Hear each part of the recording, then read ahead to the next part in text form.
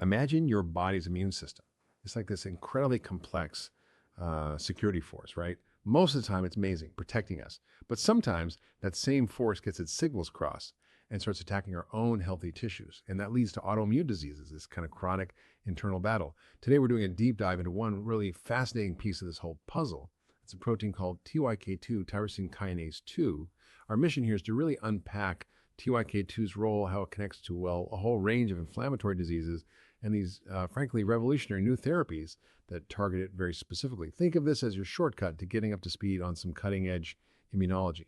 So, why should this matter to you listening? Because, I mean, this is about the future of medicine. It's the science behind treatments giving real hope for chronic conditions. Let's peel back the layer on this one protein and see just how much impact it can have.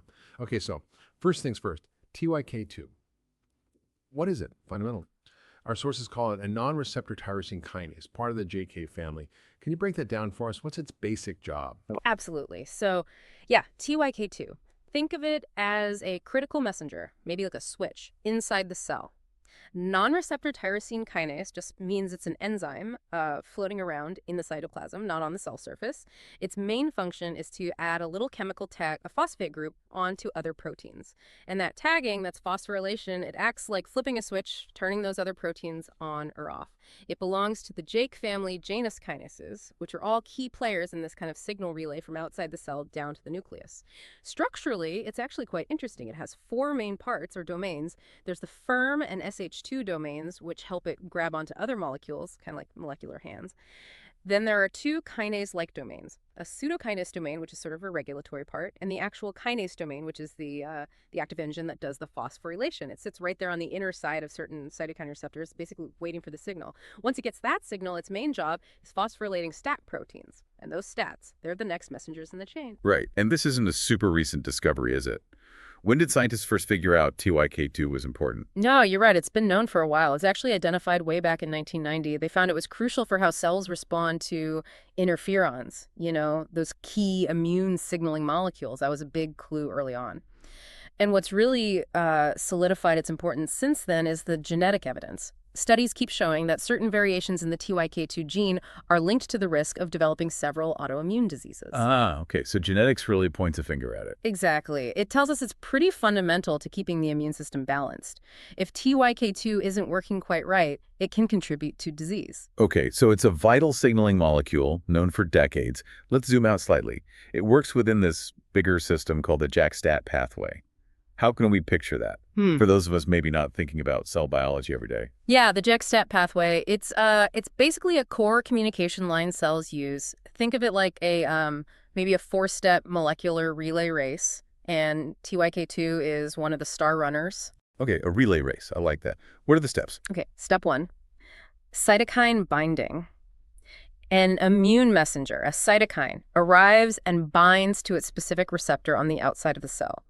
This binding makes two receptor parts come together, dimerize, that's the starting gun. Got it. Step two, JAK activation. When those receptors pair up, TYK2 and maybe another JAK protein that are sitting just inside the cell get brought close together. They then activate each other. It's called transphosphorylation. Now they're switched on, ready to act. Okay, they activate each other. Step three, STAT recruitment. The activated JAKs, including TYK2, then add those phosphate tags onto the receptor itself on the inside part. These tags act like docking sites or little landing pads for STAT proteins to come and attach. Right, the next runners in the race. Exactly. And step four, gene transcription. Once the STATs dock and get phosphorylated by the JAKs, they pair up, travel into the cell's nucleus, the control center, and they turn on specific genes. Those genes then make proteins that carry out the cell's response, like increasing inflammation or maybe calming it down. It's a really elegant cascade when you lay it out like that. And you mentioned TYK2 has specific partners it works with on the receptors, IL-12R1, IL-23R, IFNR1, IL-10R2. What does that specificity tell us? Well, it tells us that TYK2 isn't just a general signal amplifier. It's specifically involved in relaying signals from those particular cytokine pathways. And crucially, those pathways involving IL-12, IL-23, type I interferons, and IL-10 are known to be major drivers or controllers of inflammation and autoimmunity. So targeting TYK2 lets us potentially fine-tune those specific signals. Okay, let's talk about those signals then. TYK2 seems to be a major conductor for the pro-inflammatory side of things, driving many of these immune diseases. Which key players are we talking about here? You're spot on. It mediates signals from several really critical pro-inflammatory cytokines. First up is IL-12. This one is really important for directing T cells, pushing them towards what's called a Th1 response. Th1 cells are great at fighting certain infections, and they produce IFN gamma, another potent inflammatory signal. An interesting structural point, IL-12 is made of two parts, P35 and P40, and that P40 subunit, it's actually shared with IL-23, which is therapeutically quite relevant. IL-12 mostly signals through STAT4, but also STAT1 and STAT3 in cells like T cells and NK cells. Shared subunits. Okay, that sounds like a potential drug target overlap. What about IL-23? Right, so IL-23, also using that P40 subunit along with a P19 subunit, is crucial for another type of T cell, the TYK17 cell.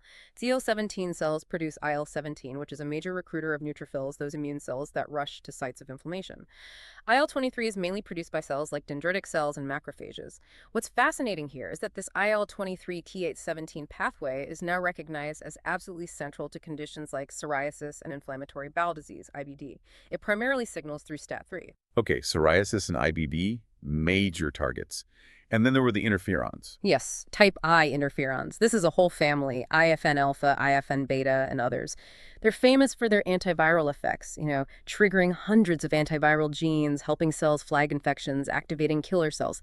Absolutely essential. But they have a pathogenic side, too. In autoimmune diseases like lupus or SLE, type I interferon signaling can be chronically overactive and actually drive the disease. It can also worsen conditions like psoriasis and MS.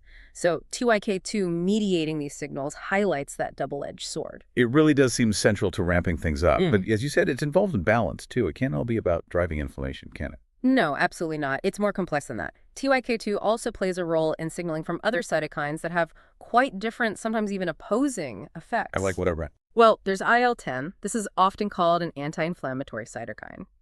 TYK2 associates with one part of its receptor, IL-10R2, and helps activate STAT3. But in this context, STAT3 activation leads to suppressing pro-inflammatory genes. IL-10 is vital for immune tolerance, basically telling the immune system to calm down and limiting tissue damage. So TYK2 helps put the brakes on sometimes, too. Exactly. Then there's IL-13. This one's involved in type 2 immunity, think allergies, asthma, fighting parasites. It's partially dependent on TYK2, signaling through its receptor to activate STAT6, driving things like allergic inflammation, but also some tissue remodeling processes. Okay, allergies. And one more. Yes, IL-22. This one is really interesting because its main role seems to be in tissue protection and repair, particularly at barrier surfaces like the skin and the gut lining. It also uses that IL-10R2 chain TYK2 associates with, activates STAT3, and promotes epithelial cell survival and regeneration. So if you connect this to the bigger picture, you see TYK2 involved in this complex interplay driving inflammation with IL-12, IL-23, and interferons, but also regulating it with IL-10 and contributing to allergy and tissue repair with IL-13 and IL-22. It's got its fingers in many pies. That really underscores its significance. So let's bring it back to the diseases. We mentioned psoriasis, Crohn's, ulcerative colitis, MS, lupus. How strong is the evidence linking TYK2 dysfunction to these specific conditions? It's very strong, especially the genetic evidence we touched on earlier. Those specific TYK2 gene variants, protective ones like P1104A, that reduce the risk of multiple autoimmune diseases. That's powerful. It tells us that TYK2 isn't just involved, it's fundamentally important in the pathways that go awry in these conditions. It's a common thread linking seemingly different diseases. That genetic link is the perfect setup for talking about therapies. This brings us to a really exciting area, highly selective TYK2 inhibition. Let's talk about the first drug to really break through here, deucravacitinib, brand name TYK2, approved by the FDA in September 2022. Yes, deucravacitinib. It's approved for moderate to severe plaque psoriasis in adults, taken as a 6 milligram pill once a day. It comes from Bristol Myers Squibb. Now here's what I think is the really crucial part. What makes its mechanism of action so different and, frankly, such a big deal compared to older drugs, especially the broader JAK inhibitors? Okay, this is key. It's the concept of allosteric inhibition. Most older JAK inhibitors work by directly blocking the enzyme's active site, the JH1 domain. You can think of it as jamming the main fuel intake of the engine. The problem is that fuel intake part, the ATP binding pocket, looks very similar across all the JK family members, JAK1, JK2, JAK3, and TYK2. So blocking it often leads to hitting multiple JAKs, not just the one you're aiming for. That causes off-target effects. Right, lack of selectivity. Exactly. Deucravacitinib is different. It's a selective allosteric inhibitor. It doesn't bind to the active site, the JH1 domain. Instead, it binds to that other part we mentioned earlier, the pseudokinase or JH2 domain. Remember that regulatory part. By binding there, it sort of locks TYK2 into an inactive shape, stabilizing an autoinhibitory conformation. It's more like putting a specific lock on the engine's control panel rather than just blocking the main fuel line. And why is binding there to the pseudokinase domain so important for patients? What's the advantage? The advantage is selectivity, huge selectivity, because the pseudokinase domains are much more different between the JK family members than the active sites are. This means deucravacitinib is over 100 times more selective for TYK2 than for JK1, JAK2, or JAK3. This minimizes those off-target effects on pathways that rely on the other JAKs. Our sources really emphasize this as a paradigm shift. It avoids the cross-reactivity issues and the associated toxicities that plagued some of the earlier, less selective JAK inhibitors. For patients, this translates into a potentially much better safety profile. That distinction really is a game changer. Let's look at the results. The big phase 3 trials, POTLY, PSO1, and PSO2, showed some impressive numbers for psoriasis. What did they find? Yeah, the efficacy was strong. At week 16 compared to placebo, around 69% of patients on deucravacitinib achieved PSI 75, that's a 75% improvement in their psoriasis severity score, and about 38% achieved PSI 90, which is almost complete clearance. Plus 58% achieved clear or almost clear skin based on the Static Physician's Global Assessment, or SPGA 01. Those are really meaningful improvements for people living with moderate to severe psoriasis. Very significant results. Now, the crucial question, safety. How does deucravacitinib compare, especially to those broader JAK inhibitors with their known safety concerns? This is where that allosteric mechanism really pays off for patients. The common side effects seen with deucravacitinib were generally things like upper respiratory infections, headache, some diarrhea or nausea, usually mild to moderate. But the critical point is this. Deucravacitinib does not carry the FDA's boxed warning that is required for many other JK inhibitors.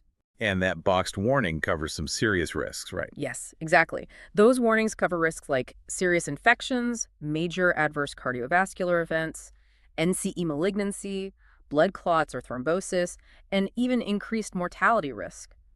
With deucravacitinib, because of its TYK2 selectivity, these haven't been the significant concerns. They haven't observed major lab abnormalities either, like issues with lipids, blood counts, liver enzymes that can sometimes be seen with broader JK inhibition. So connecting it back, that selectivity really translates into a distinct and generally more favorable safety profile. It's a big step forward. That's incredibly important news. So it's approved for psoriasis, but this science isn't stopping there, is it? What's the pipeline look like? Where else are TYK2 inhibitors being tested? Oh, it's a very active area. Deucravacitinib itself is already in late-stage phase 3 trials for psoriatic arthritis and IBD. It's also in phase 2 for various forms of lupus and dermatomyositis. It already showed positive phase 2 results in SLE. Okay, so BMS is pushing ahead. Any other companies or compounds we should know about? Definitely. Pfizer, for instance, has a couple of interesting ones. PF 06826647 is actually an active site TYK2 inhibitor, but they've engineered it for high selectivity anyway. It's in phase 2 for psoriasis, UC, and hidradenitis suppurativa.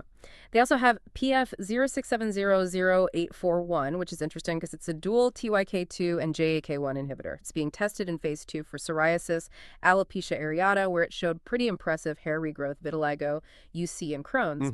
And beyond them, there are, I think the sources said, over 15 other companies with TYK2 inhibitors in development. It's a really hot area. 15 companies. That really signals major interest. Now, if these inhibitors are effective, could combining them with other treatments be even better? Is that being explored?